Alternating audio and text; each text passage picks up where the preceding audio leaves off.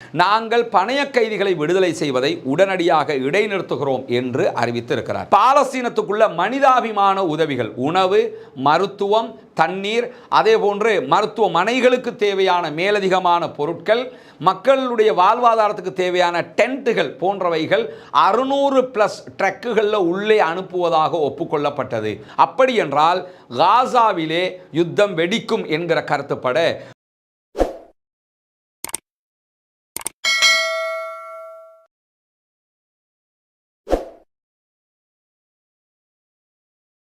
அன்பிற்கினிய சகோதர சகோதரிகளே, நம் அனைவர் மீதும் ஏக இறைவனுடைய அமைதியும் கருணையும் உண்டாகட்டுமாக. அஸ்ஸலாமு அலைக்கும் வரஹ்மத்துல்லாஹி வபரகாத்து. இன்றைய இந்த வீடியோவில் தற்போது உலகம் முழுவதும் பரபரப்பாக பேசப்படக்கூடிய ஒரு செய்தியைத்தான் நாம் என்ன நடந்திருக்கிறது என்பதை பார்க்க இருக்கிறோம். அது என்ன செய்தி என்று சொன்னால், நமக்கு தெரியும், கடந்த 24 நாட்களாக இன்றோடு பாலஸ்தீனத்தினுடைய காசாவில் யுத்த நிறுத்தம் ஏற்பட்டிருக்கிறது. சீஸ்ஃபயர் நடைமுறையிலே இருக்கிறது. இந்த பக்கம் பாலஸ்தீனம் சார்பாக இஸ்ரேலுடைய பணைய கைதிகளை விடுதலை செய்து கொண்டிருக்கிறார்கள். இஸ்ரேல் சார்பாக பாலஸ்தீன கைதிகளையும் சிறைகளிலிருந்து விடுதலை செய்து கொண்டிருக்கிறார்கள். முதல் கட்டமாக 50 நாட்கள் நடைமுறையில் இருக்க வேண்டிய இந்த ஒப்பந்தத்தின் பிரகாரம் பாலஸ்தீனம் சார்பாக 33 இஸ்ரேலிய பணைய கைதிகளை விடுதலை செய்வார்கள் என்றும், இஸ்ரேல் சார்பாக 1890 பாலஸ்தீனியர்களை விடுதலை செய்ய வேண்டும் என்றும், ஒரு நாளைக்கு குறைந்தது 600+ ட்ரக்குகள் காசாவுக்குள் மனிதாபிமான உதவிகளை எடுத்துக்கொண்டு வர வேண்டும் என்கிற பல நிபந்தனைகள் இதிலே குறிப்பிடப்பட்டிருக்கிறது. அந்த அடிப்படையில் கடந்த 5 தடவைகள் ஹாஸ்டேஜஸ் பரிமாற்றம் நடைபெற்றிருக்கிறது. இந்த பக்கம் இருந்து 16 பேரை இஸ்ரேலியர்களை பாலஸ்தீன விடுதலை அமைப்பு விடுதலை செய்திருக்கிறார்கள். இஸ்ரேலும் என்ன பண்ணியிருக்கிறாங்கன்னா, கிட்டத்தட்ட 700 தொடக்கம் 800 பேரை இதுவரைக்கும் விடுதலை செய்திருக்கிறார்கள். இப்படி 2 பக்கமும் ஓரளவுக்குண்டான பணைய கைதிகள் விடுதலை தொடர்ந்து கொண்டிருந்த நேரத்தில் இஸ்ரேல் யுத்த நிறுத்த மீறல்களில் ஈடுபடுகிறது என்கிற குற்றச்சாட்டை பாலஸ்தீனம் தொடர்ந்து முன்வைத்து வந்தது. குறிப்பாக இந்த சீஸ்ஃபயர் ஒப்பந்தத்தில் முன்னணியில் நின்று செயல்பட்ட கத்தார், அமெரிக்கா, எகிப்து ஆகிய நாடுகளுக்கு திரும்ப இந்த செய்தி அவங்க சொல்லி கொண்டு வந்தாங்க.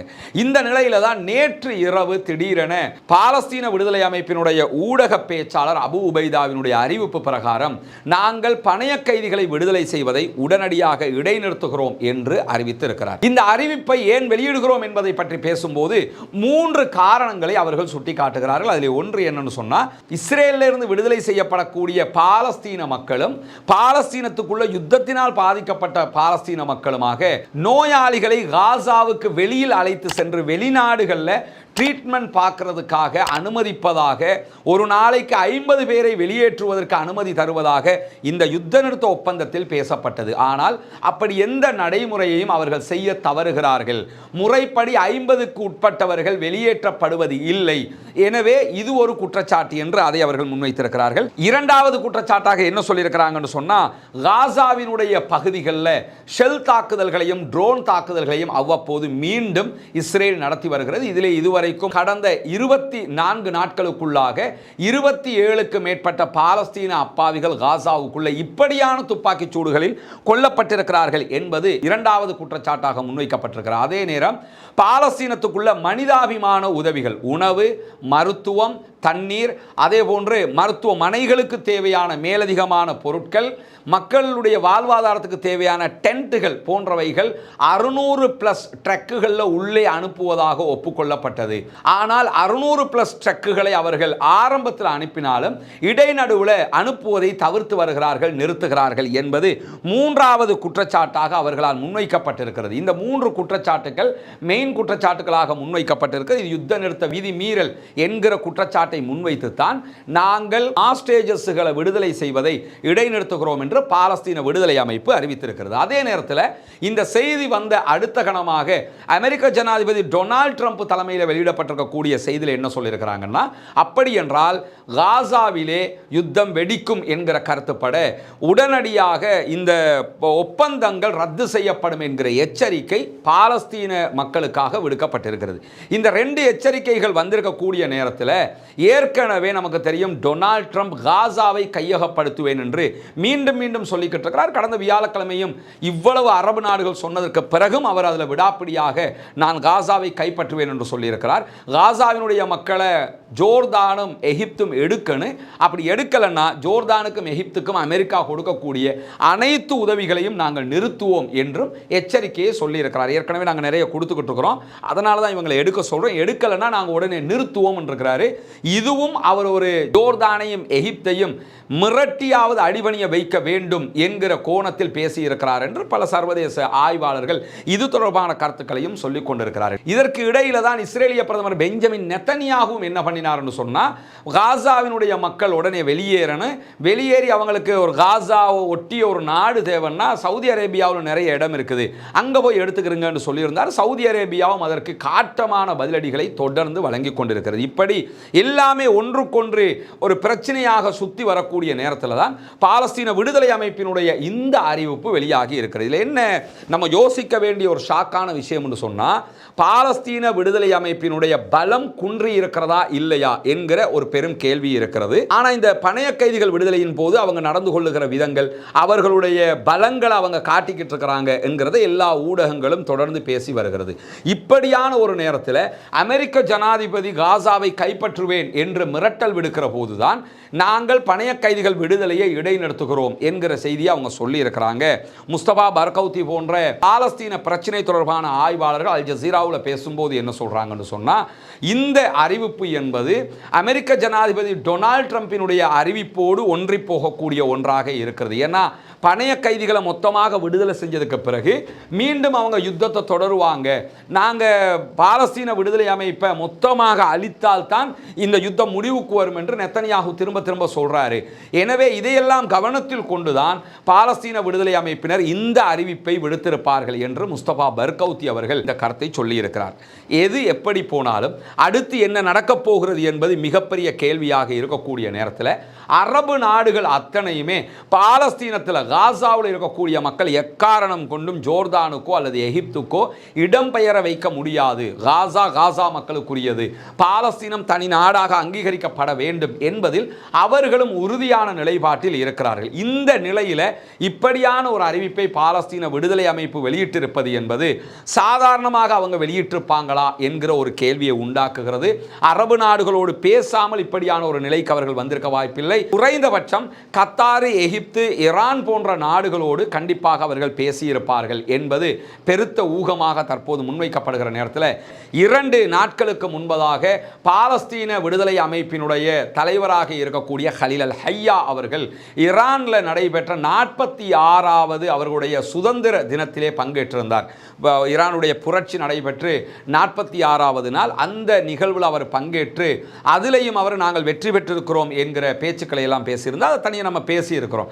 இது எல்லாம் எங்கே சிங்க் ஆகுதுன்னு சொன்னால் இந்த அறிவிப்பில் வந்து நமக்கு சிங்க் ஆகிறத பார்க்க முடியும். ஏன்னா காசாவை கைப்பற்றுவோம் என்று தொடர்ந்து டொனால்ட் ட்ரம்ப் சொல்லி வர்ற நேரத்தில் மீண்டும் தாக்குதலை தொடர்வோம் என்று சொல்லி நெத்தனியாகு அறிவிக்கக்கூடிய நேரத்தில் அரபு நாடுகள் எல்லாம் பாலஸ்தீனம் தனி நாடாக வர வேணும் என்று சொல்லி விடாப்பிடியாக, குறிப்பாக சவுதி விடாப்பிடியாக நிற்கக்கூடிய நேரத்தில் இப்படி தொடர்ந்தும் பாலஸ்தீனத்திற்கு கிடைக்க வேண்டியதை தராமல் அப்பப்ப தாக்குதல்களையும் இஸ்ரேல் நடத்துவதால் இதை காரணமாக வைத்து தற்போது பணைய கைதிகளை விடுதலை செய்ய முடியாது என்கிற அறிவிப்பை விடுத்திருப்பது மட்டுமல்லாமல், நாங்கள் தொடர்ந்து சமாதான உடன்படிக்கையினுடைய அம்சங்களை கடைபிடிப்போம், எங்களோடு இணங்கி வந்தால் அடுத்த கட்டம் போவதற்கு தயார் என்பதையும் பாலஸ்தீன விடுதலை அமைப்பினர் அறிவித்திருக்கிறார்கள். எனவே இது அவர்களுடைய சொந்த முடிவாக இருக்குமா என்பது ஒரு மிகப்பெரிய கேள்வியாக இருக்கிறது.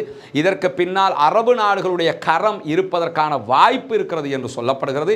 அப்படியான ஒரு நிலை வந்தால் தான் இப்படியான ஒரு அறிவிப்பை அவர்கள் விடுத்திருக்க முடியும். ஏன்னா இந்த பாலஸ்தீன பிரச்சனைங்கிறது இந்த மிடில் ஈஸ்டுக்குள்ள ஒரு ஓய்க்க முடியாத பிரச்சனையாக இருந்து கொண்டே இருக்கிறது. அரபு நாடுகளுக்கு அது பெரிய தலைவலியாக இருக்கிறது. அதனால இதுக்கு எப்படியாவது முடிவு காண வேண்டும் என்பதில் அவர்கள் உறுதியாக இருக்கிறார்கள். அந்த முடிவு பாலஸ்தீன மக்களை ஜோர்தானுக்கோ எகிப்துக்கோ அனுப்புறது இல்லை, அது அந்த நாடுகளுக்கு பெரிய தலையீடியாக மாறிடும். ஏன்னா 25 லட்சம் மக்களை அனுப்ப வேண்டியிருக்கு. ஆல்ரெடி 20 லட்சம் மக்கள் ஜோர்தானுக்குள்ள இருக்கிறாங்க, எகிப்துக்குள்ள இருக்கிறாங்க. இப்படி இருக்கிற நேரத்தில் இந்த 25 லட்சம் மக்களையும் அனுப்புவது என்பதும் அனுப்புறது மட்டும் கிடையாது, அவங்களுக்கு தற்காலிக கூடாரம் அமைச்சு கொடுக்கிறது மட்டும் இல்லை, அவங்க அந்த நாட்டினுடைய பிரஜைகளாக மாற்றி அவர்களுக்கு தேவையான எல்லாத்தையும் கொடுக்கணும். ஒரே நேரத்தில் ஒரு 10 லட்சம் பேருக்கு ஒரு நாடு கொடுக்கிறதுங்கிறது ஒரு சாதாரணமான விஷயமும் கிடையாது. இதை சர்வதேச மட்டத்தில் சர்வதேச நாடுகள் இதை அங்கீகரிக்காது. குறிப்பாக இஸ்லாமிய நாடுகளுக்குள்ள முஸ்லீம்கள் இதை ஏற்றுக்கொள்ள மறுக்கிற போது அந்தந்த அரசாங்கங்களுக்கு எதிரான புரட்சிகள் வெடிப்பதற்கான வாய்ப்புகள் இருக்கிறது என்றெல்லாம் எல்லா நாடுகளும் பயப்படுகின்றன. அதனால தான் அரபு லீக் என்ன பார்க்குறாங்கன்னு சொன்னால் இத்தோடு இந்த கதை முடியன்னு தனி நாடாக அங்கீகரிக்க வச்சிடணுங்கிறத அவங்க பார்க்குறாங்க. டொனால்ட் ட்ரம்ப்பும் நெத்தன்யாகும் வேறு விதமான வியூகங்களை அமைக்கிறார்கள் என்பது போல தோற்றமளிக்கிறது. எது எப்படி போனாலும் தற்போதைய இந்த அறிவிப்பு மீண்டும் காசாவிலே ஒரு வார் ஏற்படுவதற்கான ஒரு அச்சத்தை உண்டாக்கி இருக்கிறது. திடீரென தாக்குதல்கள் ஆரம்பிக்கப்படலாம் என்கிற அச்சம் உருவாகி இருக்கிறது. வல்ல ரஹ்மான் மட்டும்தான் அந்த மக்களை பாதுகாக்க வேண்டும். ஏன்னா இந்த யுத்தங்களால் பொதுமக்களுடைய மரணங்கள் தவிர்க்க முடியாமல் இருக்கிறது. ஆல்ரெடி யுத்தம் நடந்துகிட்டு இருக்கும்போது 46,000 பேர் கொல்லப்பட்டிருந்ததாக செய்திகள் வெளிவந்த நிலையில் யுத்தத்திற்கு பிறகு வந்திருக்கக்கூடிய செய்திகள் 61,000 பேர் இந்த யுத்தத்திலே முதல் கட்டமாக கொல்லப்பட்டிருக்கிறார்கள், ஷஹீதாகி இருக்கிறார்கள். 1,12,000க்கு மேற்பட்டவர்கள் நிரந்தர ஊனமுற்றவர்களாக மாறியிருக்கிறார்கள். முழு நாடு மொத்தமாக அளிக்கப்பட்டிருக்கிறது. 32 மருத்துவமனைகளில் எதையுமே ஃபங்க்ஷன் பண்ண முடியாத அளவுக்கு மொத்தமாக அளிக்கப்பட்டிருக்கிறது. எந்த பாடசாலைகளும் இல்லை, பல்கலைக்கழகங்களும் இல்லை.